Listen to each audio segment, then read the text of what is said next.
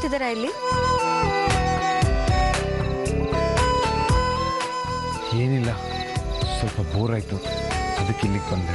ನಿಮಗೆ ಎಂತ ಬೋರು? ಹೊಸ ಹೆಂಡತಿ, ಹೊಸ ಸಂಸಾರ, ಸ್ವರ್ಗಕ್ಕೆ 3 ಮೆಟ್ಲು ಅನ್ನೋ ತರ ಇರ್ಬೇಕಪ್ಪ. ಅನು, ತಮಾಷೆ ಮಾಡಬೇಡ. ಅರೆ, ನಾನೆಲ್ಲಿ ತಮಾಷೆ ಮಾಡ್ದೆ? ಇರೋದನ್ನ ಹೇಳಿದ್ನಪ್ಪ. ಹೌದು, ಹನಿಮೂನ್ಗೆ ಎಲ್ಲಿ ಹೋಗ್ತಿದ್ದೀರಾ? ಅದೆಲ್ಲ ನನಗಿಷ್ಟ ಆಗಲ್ಲ. ಅನು,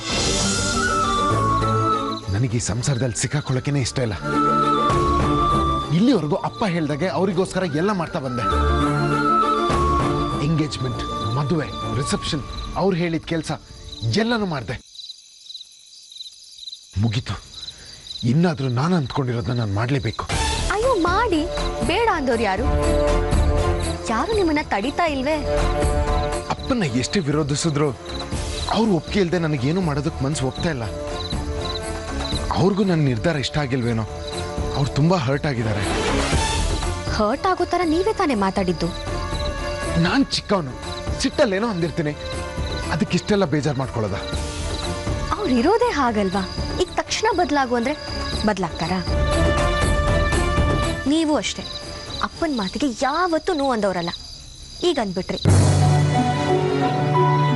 ಹೋಗ್ಲಿ, ಈಗೇನ್ ನಿಮ್ ನಿರ್ಧಾರ?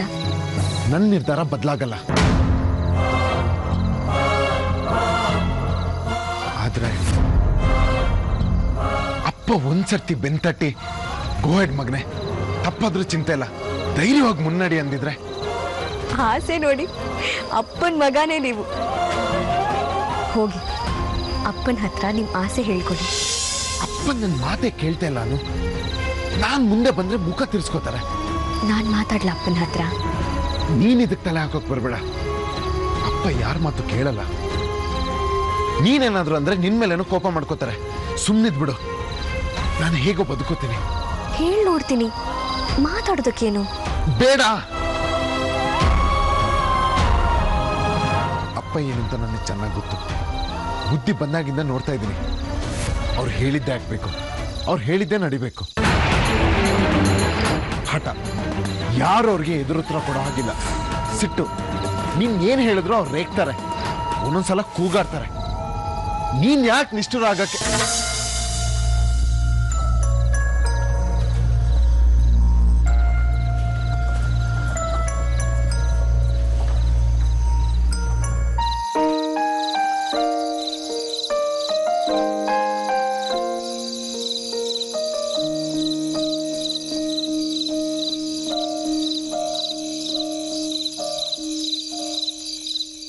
ಏನಮ್ಮ, ನಿದ್ದೆ ಬರಲಿಲ್ವಾ?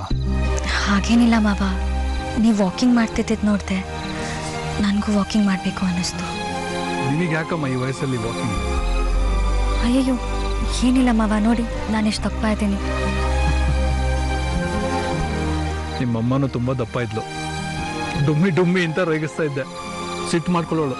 ಕೊಬ್ಬರಿ ಮಿಠಾಯಿ ಕೊಟ್ಟು ನಾನೇ ಸಮಾಧಾನ ಮಾಡ್ತಾ ಇದ್ದೆ. ಅಮ್ಮನ ಅಷ್ಟೊಂದು ಹಚ್ಕೊಂಡಿದ್ರ ನೀವು? ನಮ್ಮ ಮನೇಲಿ ಎಷ್ಟೋ ವರ್ಷಗಳ ನಂತರ ಹುಟ್ಟಿದ ಹೆಣ್ಮಗು ಅಂತ ಎಲ್ಲರೂ ತುಂಬ ಪ್ರೀತಿಸ್ತಾ ಇದ್ರು. ಆದರೆ ಆ ಸಂತೋಷ ಹೋಗ್ಲಿ ಬಿಡು. ನನಗಂತೂ ಅಮ್ಮನ ನೆನಪು ಒಂಚೂರು ಚೂರಿದೆ, ಮುಖ ಮಾತ್ರ ಸರಿಯಾಗಿ ನೆನಪಿದೆ. ಫೋಟೋ ನೋಡ್ತಿರ್ತೀನಲ್ಲ, ಹಾಗಾಗಿ. ಹೋಗ್ಲಿ ಬಿಡು. ಮಾವ, ನಾನು ಮುಂದೇನು ಮಾಡಲಿ? ಏನು ಮಾಡ್ತೀಯಾ? ಯೋಚನೆ ಮಾಡು. ಯಾವ್ದಾದ್ರು ಕೆಲ್ಸಕ್ಕೆ ಸೇರ್ಕೋ. ಅದೇ ಗೊತ್ತಾಗ್ತಿಲ್ಲ. ನಿನ್ನ ಗಂಡನ್ನ ಹುಡುಕ್ಬೇಕು ಅಂತ ನಿರ್ಧಾರ ಮಾಡಿದ್ಯಾ? ಸಿಗದೆ ಇರೋದನ್ನ ಹುಡುಕಿ ಏನು ಪ್ರಯೋಜನ ಮಾವ? ನನಗದ್ರ ಮೇಲೆ ನಂಬಿಕೆನೇ ಹೊರಟೋಗಿದೆ. ಹಾಗಿದ್ರೆ ಅವನ್ನ ಮರ್ತು ಬಿಡೋದೇ ಒಳ್ಳೇದು. ನೀನು ಹೂ ಅಂದರೆ ಒಂದು ಒಳ್ಳೆ ಗಂಡು ನೋಡಿ ನಿನಗೆ ಮದುವೆ ಮಾಡ್ತೀನಿ. ಬೇಡ ಮಾವ. ಮಾವ, ನನಗೊಂದು ಅನುಮಾನ. ಅಪ್ಪಂಗೆ ನಾನು ಯಾವುದಾದ್ರೂ ಆಫೀಸ್ಗೆ ಹೋಗಿ ಕೆಲಸ ಮಾಡಬೇಕು ಅಂತ ಆಸೆ ಇತ್ತು, ಆದರೆ ನನಗೆ ಸ್ವಂತವಾಗಿ ಏನಾದರೂ ಮಾಡಬೇಕು ಅನ್ನೋ ಆಸೆ. ಏನು ಮಾಡಲಿ ಮಾವ? ನಿನಗೇನು ಅನಿಸುತ್ತೋ ಆ ಕೆಲಸ ಮಾಡು ಮಗಳೇ. ಅಪ್ಪನ ಆಸೆ ಏನೇ ಇದ್ರೂ ನನಗೇನನ್ಸುತ್ತೋ ಅದನ್ನು ಮಾಡೋದು ಒಳ್ಳೇದಲ್ವಾ ಮಾವ? ಹೌದು ಮಗಳೇ, ಅದು ನಿನ್ನ ಜೀವನ. ನಿನಗೆ ಸಂತೋಷ ಕೊಡಬೇಕು. ಹಾಗೆ ಸಂತೋಷ ಕೊಡಬೇಕು ಅಂತಂದರೆ ನಿನಗೇನು ಇಷ್ಟನೋ ನೀನು ಅದನ್ನೇ ಮಾಡಬೇಕು. ಎಲ್ಲರ ವಿಚಾರದಲ್ಲೂ ಇದೇ ಸತ್ಯ ಅಲ್ವಾ? ಹೌದು, ಸತ್ಯನೇ. ಮತ್ ಲಕ್ಕಿಗೆ ಯಾಕೆ ಅವನಿಗೆ ಇಷ್ಟದ ಕೆಲಸ ಮಾಡೋದಕ್ಕೆ ಬಿಡ್ತಿಲ್ಲ ನೀವು?